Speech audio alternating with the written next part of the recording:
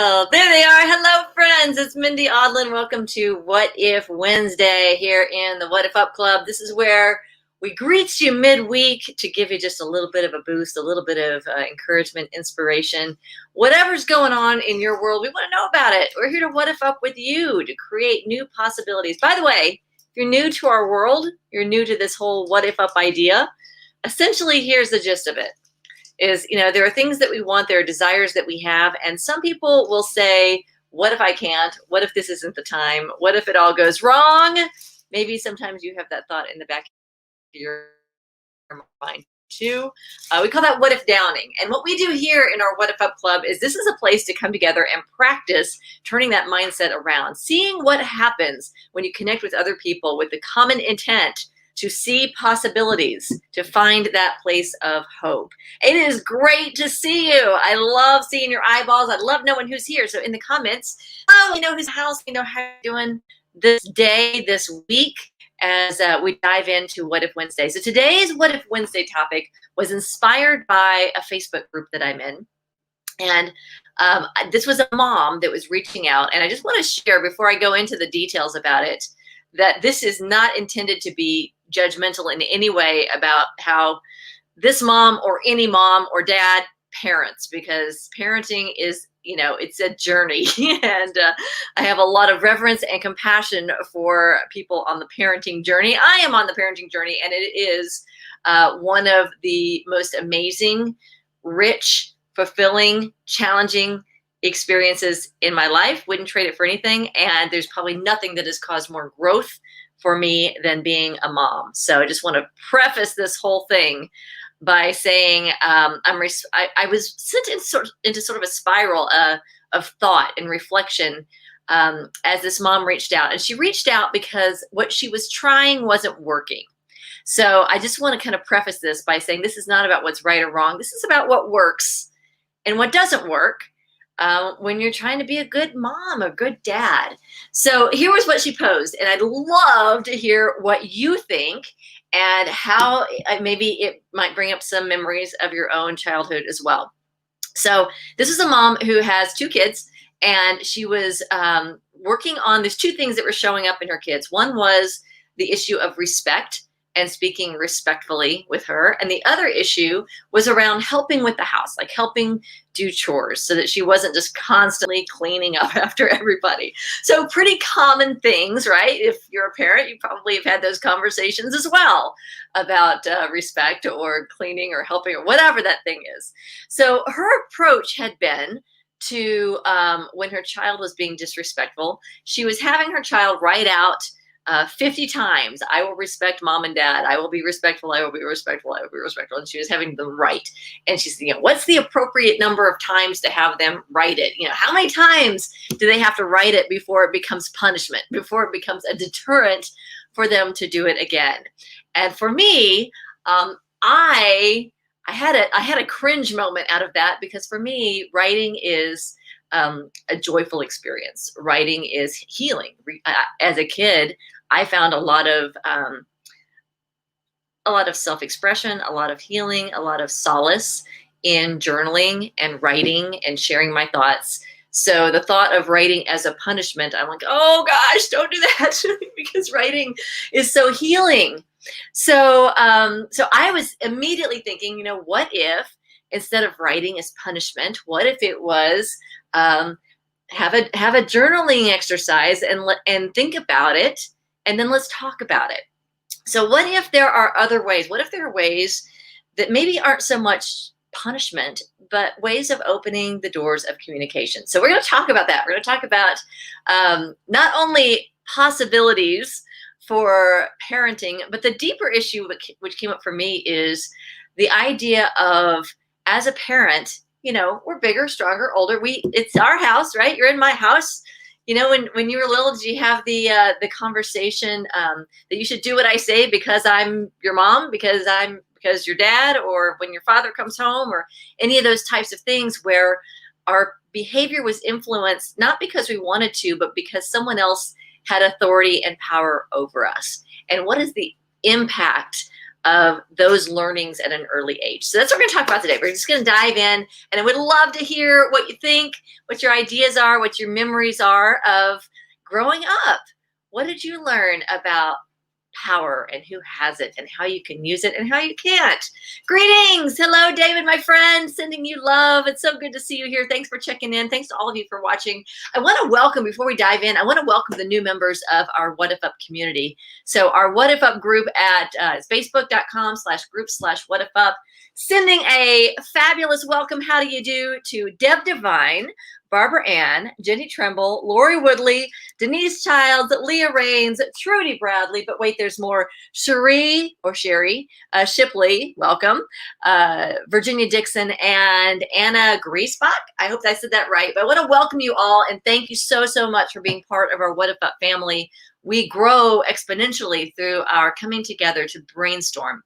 And the whole idea here with our What If Up Club is that every one of us is guided. Every one of us has wisdom within us. And so the gift that we have to give each other is ideas. This is simply an idea forum. And our goal is to create ideas that are born in possibility, ideas that create expansion, and to trust that every person in this community is going to be guided.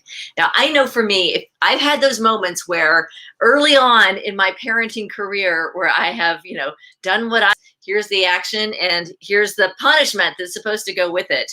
And I know for me, punishing my kid was like, I would put on the straight face and, this is like punishing like a little kid. It's like, okay, you can't watch Dora the Explorer. Like, oh, I'd go in the other room and I would be like in tears because it felt so bad. It felt so awful to have a punishment like that.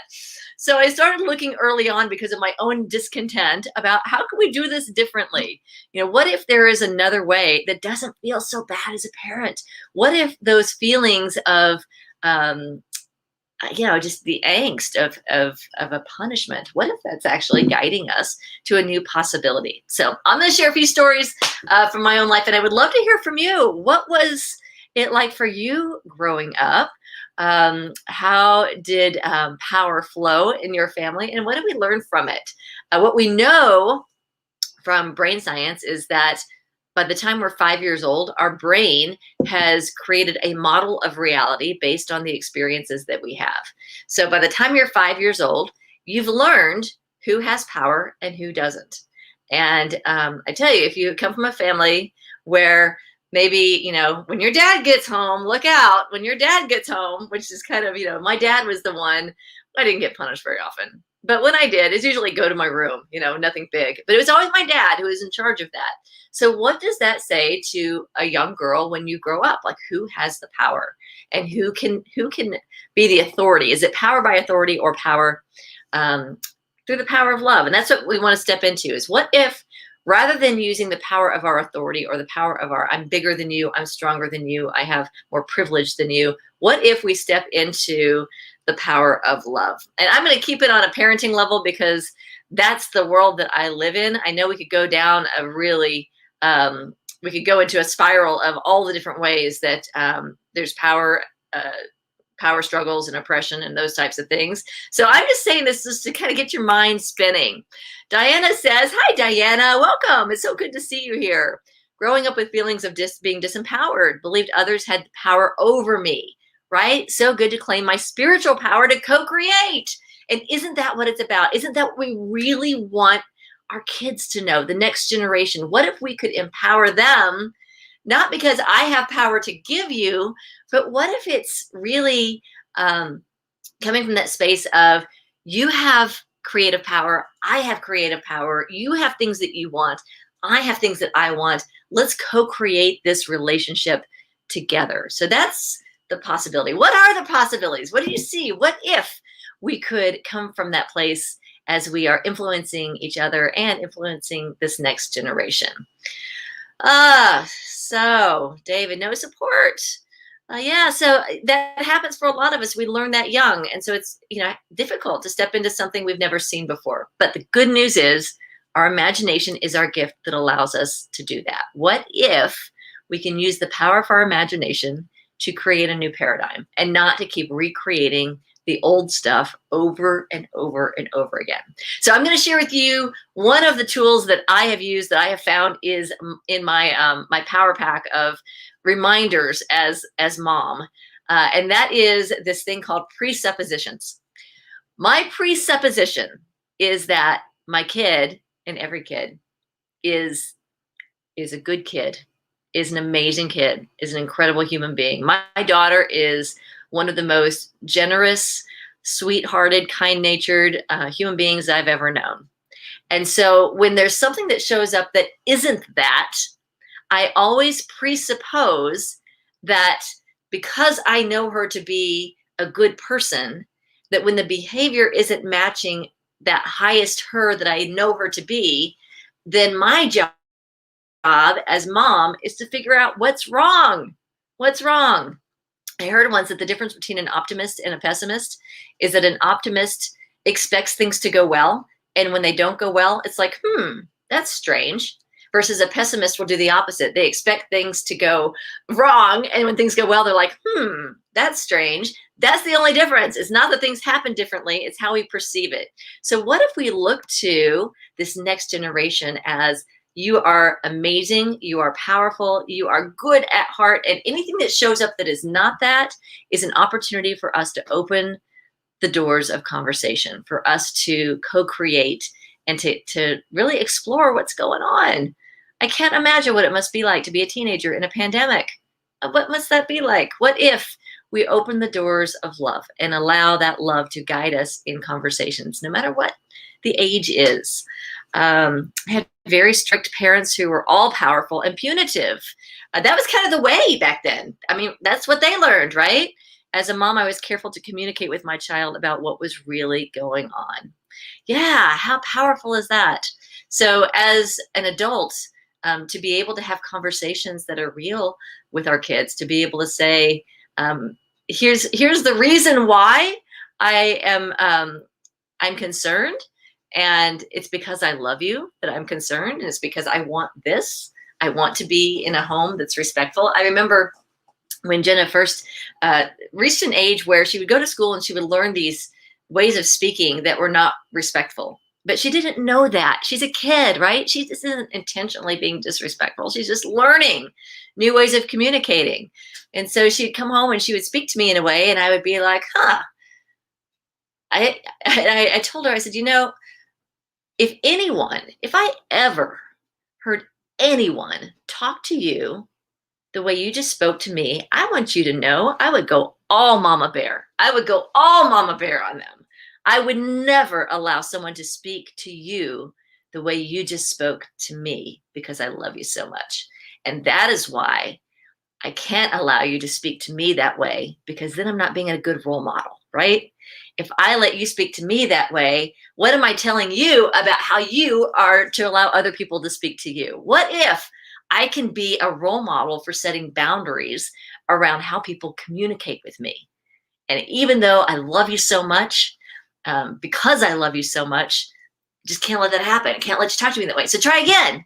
And that became our mantra, is anytime that tone slipped in or anytime a behavior slipped in, we just say, hey, no, that's not it. Try again. And it was a teaching moment. So I would not say I'm a parenting expert, and I would not say that I'm writing the book on how to be, the ideal parent. But I will tell you, I'm a good what if upper, and I will tell you that I have an amazing relationship with my daughter. So I speak from that experience and some of the things that have worked for us. So what are some ideas that you have? What are some ideas for how to come from the power of love instead of just using the power of authority, the power of, I'm bigger than you, or I have the job position, or I have the strength, I have the upper hand. What are some ways, what are some possibilities for shifting that paradigm? And maybe we've carried it with us into other relationships, with other, as a woman, with other men in our lives, with other people in authority. What if we could turn that around? What if it's as simple as connecting with what our desire is? What if it's as simple as recognizing those triggers and allowing those triggers to help us focus on what we want. What if it's as simple as recognizing that if I'm focused on what I want and you're focused on what you want, that we can co-create something that works for all of us. I love it. Diana says, what if we remember our common humanity? Yes, what if we remember that? I love it. Beautiful. We all put our pants on the same way. We all have the same inner needs. And what if we care about each other's inner needs? Obviously, I can't satisfy those needs, but I can care about your needs. I can listen. I can provide ideas. What if every time a young person lashes out, what they're really saying is that they're struggling? I love A Course in Miracles. It says, everything is either an act of love or a cry for love. What if we recognize that what isn't an act of love is a cry for love? And what if that inspires us to go to our hearts and to open the doors of communication? I love it. Maybe that's what you did growing up. I love it. So thank you for your ideas. What other abilities do you have for coming the power of love? What if this is something that we can start today? What if this new generation is, what if we lead them in a new way? And what if that creates generations of change? What if a lot of the challenges we're seeing in society today were embedded a long, long time ago? And what if this is an opportunity for us to rethink, to recreate, to reinvent, and to reimagine what's possible for us? So that is the theme of the day. I encourage you, as you go through the day, think about, how do you use your power? How do you use it in a way that is co-creative, in a way that is loving, and in a way that affirms and brings forth the best in others? What if that is true power, the power of love? Mitch is in the house. Hello, Mitch, you fabulous spiritual leader, you. What if the change came to heal us, not to hurt us? Yes. What if all those experiences in the past, what if we are gentle with ourselves? What if we recognize that we are always, always doing the best we can with what we know, with what we've learned, with what we've seen? What if we have compassion for each other? And what if we just keep on sharing these ideas, and trusting that our wisdom, our heart is guiding us into inspired action? Yes, yes, yes. And Mitch says, yes, yes. It's good to see you, my friend. Thank you so much for being here. Thank you all for being part of this What If Wednesday dialogue. I encourage you to keep the conversation going. Let me know in our Facebook group, what are the challenges that you've got on your plate? We are here to what if up with you 24/7, and really glad to have you in our community. Diana says, when the power of love overcomes the love of peace, the world will know peace. Thank you, Jimi Hendrix. Yes. I feel it. I feel it. And isn't that the truth? So thank you. I love that. What a great thought to take into the rest of the week. When the power of love overcomes the love of peace, the world will know peace. Happy Wednesday, everybody. Thanks so much for being here. Looking forward to seeing you next time on What Wednesday.